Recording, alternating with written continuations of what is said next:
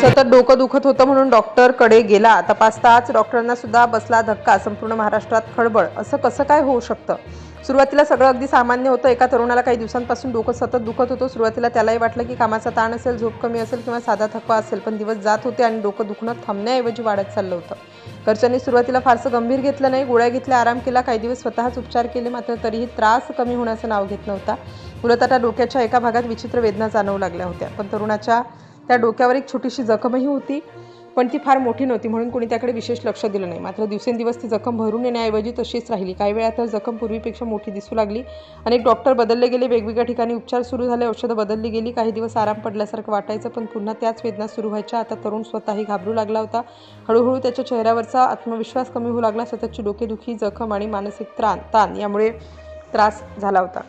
रात्री झोप लागत नव्हती. डोक्यात नेमकं काय सुरू आहे हे कोणालाच समजत नव्हतं. काही दिवसांनी घरच्यांनी मोठ्या रुग्णालयात जाण्याचा निर्णय घेतला, कारण आता परिस्थिती साधी राहिली नव्हती. प्रत्येक दिवसासोबत त्रास वाढत चालला होता आणि प्रश्नही वाढत चालले होते. शेवटी हा तरुण उपचारासाठी शिर्डीतील श्री साईबाबा रुग्णालयात पोहोचला.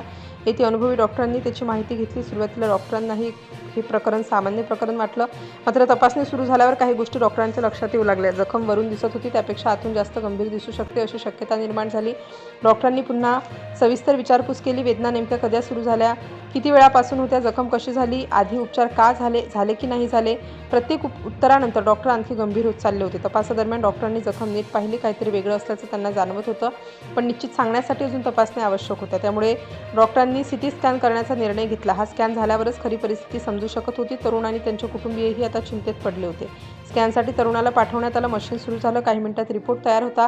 बाहेर बसलेले कुटुंबीय प्रत्येक सेकंद मोजत होते. रिपोर्ट डॉक्टरांकडे पोहोचला. डॉक्टरांनी स्क्रीनकडे पाहायला सुरुवात केली. काही सेकंद ते शांत राहिले, नंतर पुन्हा रिपोर्ट झूम करून पाहू लागले. आता डॉक्टरांच्या चेहऱ्यावरचे भाव बदलू लागले होते. सामान्य प्रकरणांमध्ये जसा आत्मविश्वास दिसतो तसा इथे दिसत नव्हता. ते पुन्हा काही भाग तपासत होते. दुसरे डॉक्टरही बोलावले गेले. रिपोर्ट पुन्हा पाहिला गेला. काही चर्चा सुरू झाली. बाहेर बसलेल्यांना आता परिस्थितीचं गांभीर्य जाणवत होतं. कुटुंबियांच्या मनात अनेक प्रश्न होते. डोकं दुखत होतं म्हणून आलेला हा तरुण अचानक इतक्या मोठ्या तपासण्यांमध्ये कसा अडकला? डॉक्टर इतके गंभीर का झाले होते? दरम्यान त्या तरुणालाही काहीतरी चुकीचं असल्याची जाणीव होऊ लागली, कारण साध्या डोकेदुखीसाठी इतका चर्चा क्वचितच होत असतात. रिपोर्टनंतर डॉक्टरांनी आणखी काही निरीक्षणं केली. जखमेचा भाग पुन्हा तपासला. आता त्यांना काही गोष्टी स्पष्ट दिसू लागल्या. डॉक्टरांनी कुटुंबियांना बसवलं. शांतपणे बोलायला सुरुवात केली. त्यांनी सांगितलं की समस्या फक्त बाहेरून तितकी दिसते तितकी साधी नाही.